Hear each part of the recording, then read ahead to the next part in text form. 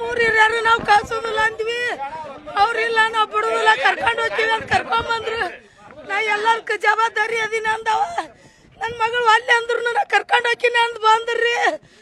ಎಲ್ಲ ಮೋಸ ಮಾಡಿಟ್ರು, ಮಾತಾಡ್ಕೊಂಡೆ ಬಂದು ಕರ್ಕೊಂಬಂದಾರಿ ನನ್ನ ಮಗನವ್ರು.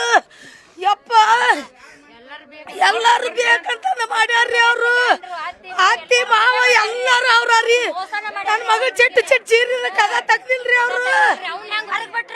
ಹೆಂಗ ನನ್ನ ಮಗನ ಹೆಂಗ್ ಹೊರಗ್ ಬಿಟ್ಟಾರ್ರಿ ಅವ್ರು.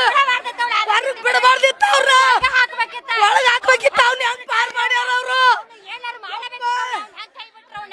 ನನ್ನ ಮಗಳಿಗೆ ಬೇಕು, ನನ್ನ ಮಗಳು ಬಾಡ್ಯಾನ ಹೆಂಗ್ ಕೈ ಬಿಟ್ರ.